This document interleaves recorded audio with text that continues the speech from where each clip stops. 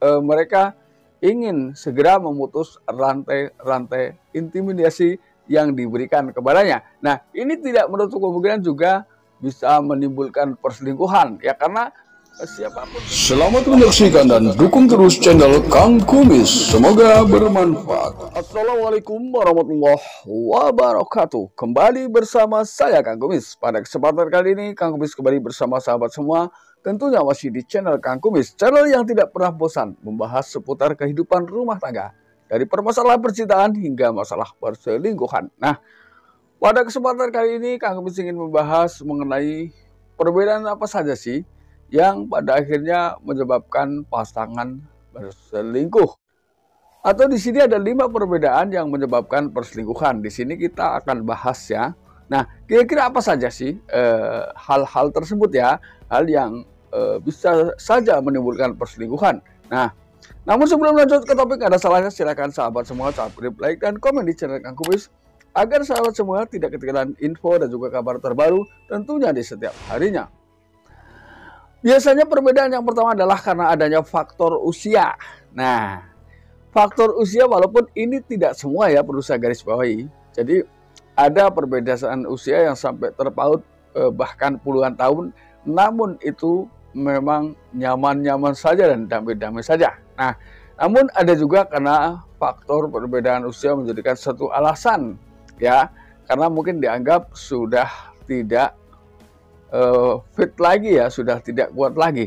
Nah, biasanya ini terjadi karena memang biasanya dengan perbedaan si pria atau si suami ini jauh lebih tua dibanding istri. Walaupun sekali lagi perlu saya tegaskan bahwa ini tidak semua. Tapi ketika ada yang terjadi seperti itu bisa pada akhirnya si wanita ini mencari kepuasan dengan pria lain yang mungkin seumuran atau seimbang.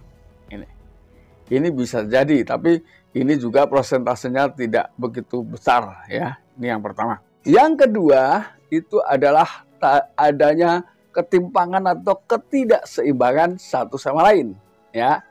Mungkin adanya hak, tugas, dan juga kewajiban dari masing-masing pihak. Misalnya si istri terlalu menuntut dengan apa yang menjadi kemampuan suami.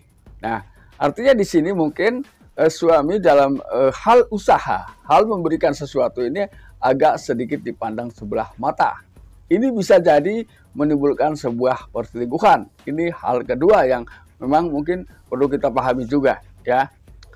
Hal yang ketiga ini adalah hal yang sangat-sangat penting harus kita pahami sama-sama antara suami dan istri.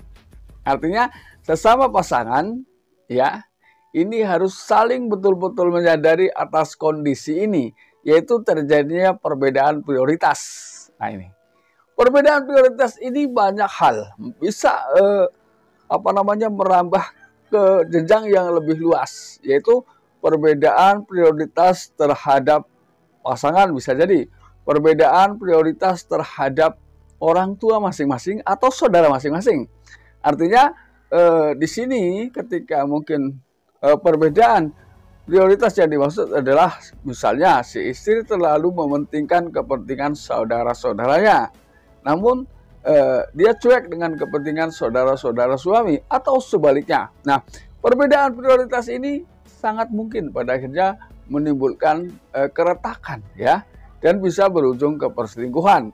Ini kan ada istilahnya yang misalnya ketika si suami mau bertandang ke rumah orang tua, istri sedikit keberatan atau sebaliknya. Hal ini ada saja, hal-hal seperti itu terjadi di tengah kehidupan kita. Nah, perbedaan prioritas inilah yang memang harus senantiasa kita hindari karena saudara suami juga saudara kita. Nah, saudara istri juga saudara kita, ya. Ini kita harus berusaha menggunakan prinsip tersebut secara ikhlas, ya. Yang keempat adalah terjadinya tekanan.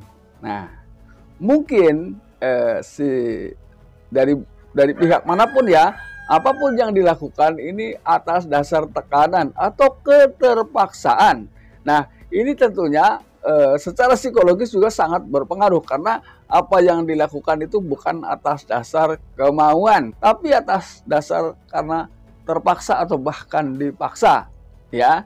Artinya memang misalnya seorang istri terlalu sering diintimidasi atau sebaliknya, pada akhirnya mereka ingin segera memutus rantai intimidasi yang diberikan kepadanya. Nah, ini tidak menutup kemungkinan juga bisa menimbulkan perselingkuhan, ya, karena siapapun tentunya ingin mendapatkan sedikit banyak tentang apa itu nilai-nilai kebebasan, ya.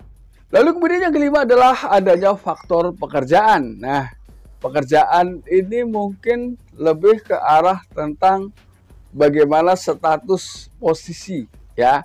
Bisa jadi karena memang si istri mungkin memiliki pekerjaan yang lebih memiliki jabatan yang lebih tinggi dibanding suami. Ini juga pada akhirnya seseorang, ya, dengan atas dasar tersebut biasanya orang juga bisa melakukan perselingkuhan karena sudah merasa bahwa saya tanpa suami pun bisa hidup mewah misalnya. Walaupun ini tidak semua, ya. Banyak juga seorang istri yang jabatannya lebih tinggi tapi dia tetap hormat dan patuh kepada suami. Jadi mungkin ketika di tempat kerja dia adalah nomor satu, ya. Mungkin ketika di tempat kerja dia adalah orang nomor satu, ya. Namun ketika sudah sampai di rumah, bagaimanapun dia adalah orang yang harus taat kepada suami. Nah, ketika ini menjadi prinsip dalam hidup, maka siapapun yang bergaji tinggi, berjabatan tinggi akan bisa bekerja sama dan menghargai sesama. Nah, ini adalah hal yang penting yang harus kita pahami, kita mengerti, ya, demi menjaga keharmonisan rumah tangga kita, menjaga keharmonisan keluarga sahabat semua. Nah, sahabat, itulah 5 hal yang mungkin perlu kita pahami apa sih yang pada akhirnya menjadi penyebab salah satu, ya, terjadinya perselingkuhan, ya. Apa sih yang menjadi penyebab perselingkuhan di tengah kehidupan rumah tangga kita? Walaupun mungkin beberapa hal terlihat sepele, namun ketika dibiarkan sesungguhnya itu tidak ada hal yang sepele, ya. Daripada kita mengobati, lebih baik mencegah. Mudah-mudahan bermanfaat, dan akhir kata, salam harmonis bersama Kumis. Wabillahi taufiq wal hidayah. Wassalamualaikum.